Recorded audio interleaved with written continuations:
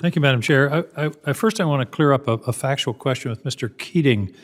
The testimony we've had from our other witnesses is that over $1 billion of dark money, that is unaccounted money, undisclosed money, was contributed in the 2020 election. You had a much lower number. What's the difference? Groups are disclosed, Americans for Greener Grass, but there isn't disclosure of the donors, and that's really the issue here. So, Mr. Keating, is there a factual problem here? Give me a brief explanation of the difference between your figure, which was much lower, and $1 billion. Well, I don't know where the other numbers are coming from. I can just tell you where we get our numbers, and these are groups, according to Open Secrets, that are not PACs and are not disclosing their donors when they're making independent expenditures or electioneering communications.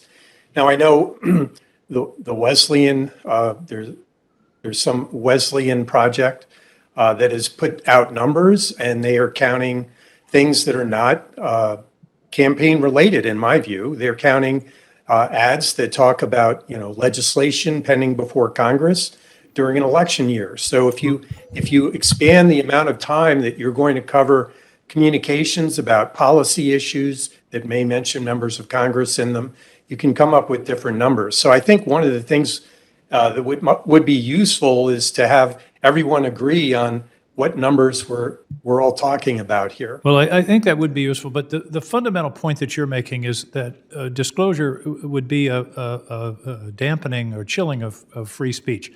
Every day I have to go over and vote, and it's very interesting how the Senate voting process works. The first half of the people that vote, the clerk gets up and reads all their names.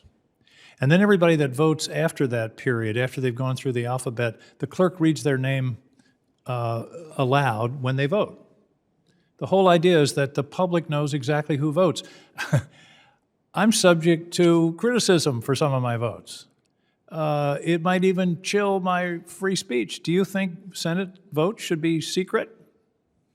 No, absolutely not. But What's the difference? What's the difference? What's the difference between, because I voluntarily entered the political sphere, I understand that, but a person who contributes $1 million to a political campaign to try to defeat or seat a senator is also voluntarily entering the political arena. Why are their tender feelings any more worth protecting than the feelings of my $200 donor who has to be disclosed? Well, a couple of things there. I'm very worried about billionaires' feelings here. I got to tell you, Sure. it's really touching. Sure, we all are. A couple of things. First, we have a secret ballot here in the United States. So when people go to vote, their ballot is Nobody's not talking about broadcast to voting. the We're talking public. about people entering the political arena by making a political contribution. And if they give me $200, their name, address, and occupation is disclosed. If they give $200 million to a PAC, a super PAC, that has a name that nobody knows what it means, they can be hidden. What's the difference? How do I tell my person in Maine that they have to be disclosed, but a billionaire in California who's trying to buy a Maine Senate seat doesn't have to be disclosed? How do I explain that? Well, first of all, if the billionaire is given money to a super PAC, it is disclosed. Not if it's through a 501c4 or one of these other phony. Well, that's illegal. You can't give money to a third party and say, give it to this organization. That's a contribution in the name of another. So that's barred, and that's a criminal offense. And that's the sort of thing that I think the Justice Department would go after. But what I'm talking about here, and I think the real danger nub of your this argument bill- the nub of your argument, and Senator Hagerty mentioned this, is fear of harassment of people because they're disclosed. And the point is, if you take a public position in this country, there's no First Amendment right to anonymity. My highest political position before being governor of Maine was moderator of the Topsom, Maine town meeting. Nobody can go to a town meeting in Maine with a bag over their head. The person who's making the statement, the identity of that person is part of the information that the voters need in order to assess the information, and that's what you're denying them. Well, look, we're not talking, the bill goes far beyond election expenditures for independent expenditures and so-called electioneering communications. It would cover 365 days a year, whether it's an election year or not.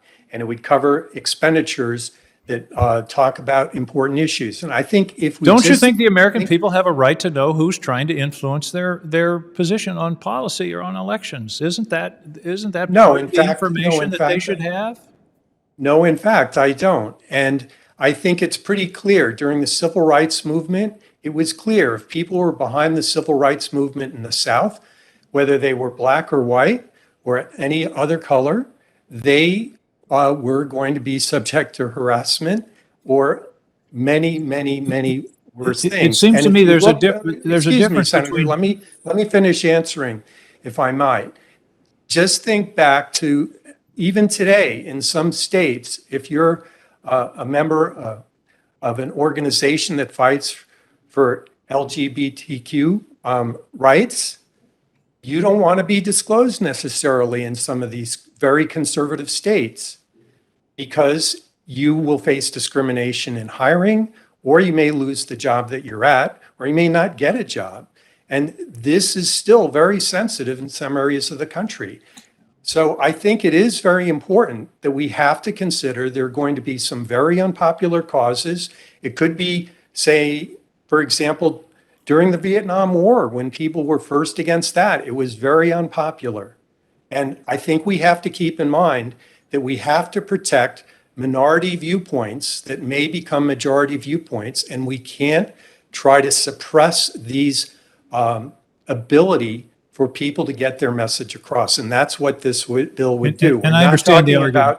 about- I understand the argument. I understand the NAACP case, but it seems to be there's a line where if you enter the political process by engagement in candidate advocacy, that's a place where the right of the public for the information contained by who is contributing overcomes the danger of harassment or intimidation. My time is up.